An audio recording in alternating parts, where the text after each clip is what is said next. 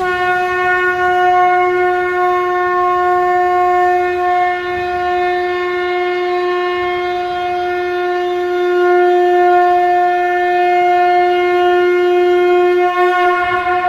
काल में सुदास नाम के एक इक्ष्वाकु वंश में राजा हुए। अब जो सुदास जो नाम के राजा हुए, उनका जो पुत्र था जिसका नाम मित्रसह था, लेकिन सुदास का पुत्र होने से उसे सौदास कहते थे। वो जो सौदास हुआ, वो सौदास एक बार आखेट के लिए जंगल में गया। अब वो जंगल में जा रहा था और उसने देखा एक व्याघ्र और व्याघ्री मैथुन क्रीड़ा में रक्त थे। अब उसने क्या किया, सरसंधान किया। अब वो मारने तो गया था हिरण को, लेकिन व्याघ्री को उसने तीर चलाया और तीर चलाया और व्याघ्री मर गई। और व्याघ्री मरते मरते अपने असल स्वरूप में आई तो देखा तो वो राक्षसी थी। अब वो राक्षसी थी, वो राक्षस था और मरते मरते वो चिल्लाई, तूने मुझे क्यों मारा? कोई कारण नहीं था, मैंने तुम्हारा क्या बिगाड़ा था? अब वो जो राक्षस अपने भयंकर स्वरूप में आया, उसने राजा से कहा, मैं तुमसे बदला लूंगा और तुमको छोड़ूंगा नहीं। राक्षस वहां से अदृश्य हो गया। अब ये सौदास घर आ गया, उसको भी तो बहुत मन में लगा कि मैंने गलत किया है। उसके बाद उनके वहां यज्ञ रखा गया। कई साल हो गए, उसने आखेट छोड़ दिया, हिंसा छोड़ दी, सब छोड़ दिया। यज्ञ रखा, भगवान वशिष्ठ यज्ञ करवाने के लिए आए। अब वशिष्ठ वहां थे, बीच में यज्ञ के विराम होता है, ऋषिस्थ है ना बड़ा क्या, तो विराम हुआ बीच में, और विराम में भगवान वशिष्ठ बाहर गए। उसी समय क्या हुआ, ये जो राक्षस था वो वशिष्ठ का रूप लेकर वहां गया। अब आकर बैठ गया और उसने राजा से कहा, मुझे मांस खाना है। अब मांस खाने की इच्छा की। अब राजा को थोड़ा तो आश्चर्य लगा, लेकिन अब गुरु कहते हैं तो मना तो कर नहीं सकते। अब राजा ने सेवकों को भेजा, जाओ मांस लेकर आओ। अब सेवक गए और वही राक्षस फिर से रसोई घर में गया और राक्षस रसोईया बनकर मांस पकवा करके नृमांस लेकर वहां पर आया। और वो राक्षस नुमांस वहां पर आया, इतने में भगवान वशिष्ठ वहां आ गए थे और भगवान वशिष्ठ आकर बैठे। उन्होंने कहा यज्ञ का कार्य शुरू किया जाए।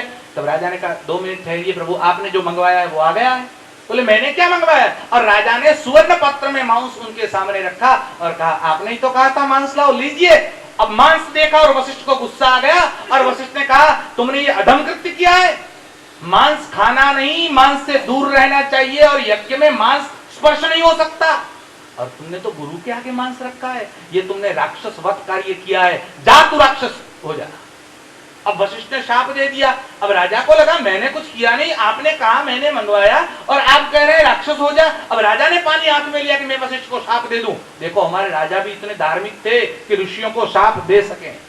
हाथ में पानी लिया, बोले मैं राजा को ऋषि को शाप दे देता हूं। लेकिन राजा की रानी पास में बैठी थी, उसने कहा नहीं, गुरु को शाप नहीं दे सकते, ये एक अधम कार्य हो गया है, किसी कारणवश देव संजोग होगा, लेकिन अब अगर दूसरा कृत्य करोगे तो दुगना हम फल भोगेंगे, इसलिए अच्छा है कि ये शाप आप ऋषि को न दे। बोले ये पानी कहां छोड़ूं, मैंने ये पानी तो अभिमंत्रित कर लिया है। अब राजा ने सोचकर वो पानी अपने ही पैरों पर छोड़ दिया और जैसे ही पानी पैरों पर छोड़ा, उसके पैर जो थे जो चितकबरे हो गए और चितकबरे हुए, इसलिए उस राजा का नाम हुआ कल्मषपाद। वो कल्मषपाद नाम का राजा हुआ। अब वो राक्षस हो गया और राक्षस होकर जंगलों में घूमने लगा। रीछ है, बांदर है, उनको सबको बंदरों को पकड़ पकड़ कर खाने लगा। जितने भी जीव थे उनको खाता हुआ यहां से निकला और नर्मदा के जंगलों में गया और नर्मदा के अरण्य में जाकर हाहाकार मचाने लगा। वो वहां रहता था। इस वक्त एक घटना और हुई। वो जहां पर जा रहा था राक्षस, उसी समय क्या हुआ कि एक मुनि अपनी पत्नी और बच्चे के साथ वहां अंग संग कर रहे थे। उनका बच्चा भी था, मुनि भी थे और पत्नी भी। अब तीनों थे। अब इस राक्षस ने कहा मैं तुम्हें मार डालूंगा और राक्षस ने उस मुनि को पकड़ा और मुनि को मारने के लिए शोभा नहीं देता, आप इस ब्राह्मण को न मारे, आप इसको मारेंगे तो मैं विधवा हो जाऊंगा। और विधवा का क्या दुख होता है वो आपको पता नहीं है। वैधव्य का दुख सबसे अधिक होता है।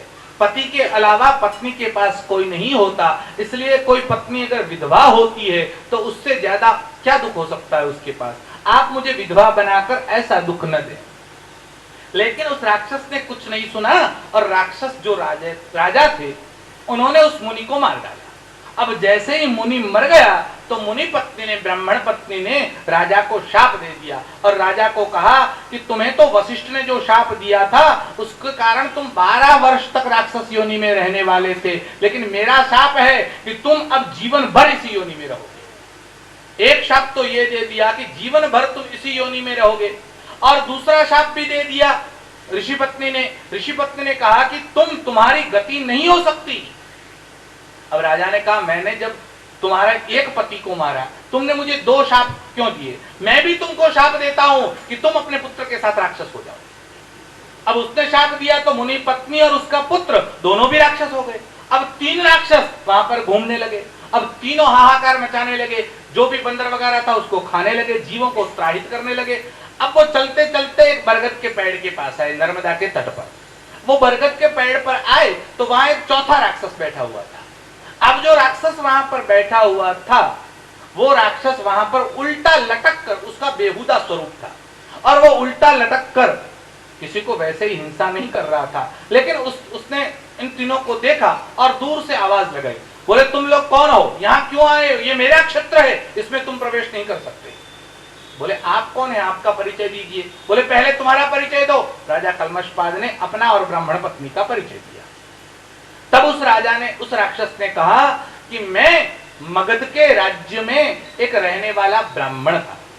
घटना तो ऐसी हुई कि मैं शिव मंदिर में शिव जी का अभिषेक कर रहा था और उसी समय मेरे गुरु का आगमन हुआ। अब गुरु जी आए और मैं अभिषेक से उठा नहीं, मैं भगवान की पूजा करने में व्यस्त रहा। गुरु तो प्रसन्न हुए कि जब गुरु आए, लेकिन ईश्वर की पूजा हो रही है तो गुरु को मान देना, सम्मान देना कोई आवश्यक नहीं है। गुरु ने कुछ नहीं किया, लेकिन भगवान शंकर से ये सहन नहीं हुआ। अति अध गुरु अपमानता सही नहीं सके महेश। भगवान शंकर से सहन नहीं हुआ। भगवान शंकर वहां प्रकट हुए और भगवान शंकर ने कहा किसी की भी पूजा हो, लेकिन जब गुरु सामने आए तो उस पूजा को छोड़कर पहले गुरु को प्रणाम करना चाहिए। तुमने ये राक्षसोचित कार्य किया है, मैं शाप देता हूं, जा राक्षस योनि को प्राप्त करेगा। अब गुरु ने कहा इसकी प्रभु कोई नहीं है, इसकी क्षमा कर दीजिए। भगवान शंकर से प्रार्थना की, तब भगवान शंकर ने कहा अब शाप तो दे दिया है, लेकिन तुम्हारे गुरु तुम्हारे प्रति द्रवित हो रहे हैं। तुमने तो गलत कार्य किया, गुरु का सम्मान नहीं किया, लेकिन गुरु देखो कि वो तुम्हारे प्रति करुणापूर्ण हृदय लेकर आए हैं। अब गुरु जब इतना कह रहे हैं तो मैं इस शाप में एक बात और जोड़ता हूं कि जब तुम गंगा जल का स्पर्श करोगे तब राक्षस योनि से मुक्त हो जाओ। अब मैं इस कारण से यहां आया हूं, मैंने आज तक हजारों ब्राह्मणों का भक्ष कर लिया है। अब ये बात कर ही रहे थे, तभी एक गर्ग नाम का ब्राह्मण सामने से आ रहा था।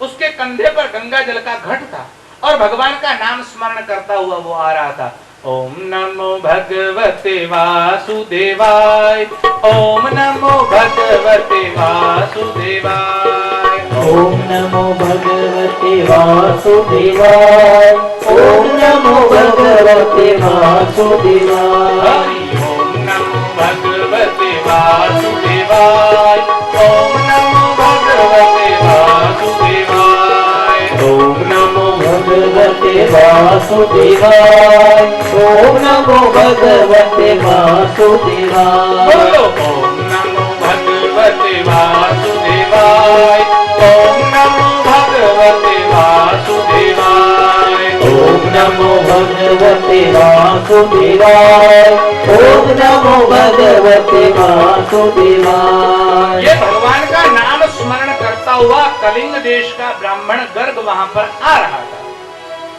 इस राक्षस ने कहा देखो हमारा भक्ष्य आ गया, हमें जो चाहिए वो आ रहा है सामने, अब हम इसका भक्ष्य करेंगे। अब भक्ष्य करने के लिए चारों उद्यत हुए और जैसे ही उस तरफ जाने लगे, लेकिन उसका स्पर्श नहीं कर सके, उसके पास नहीं जा सके।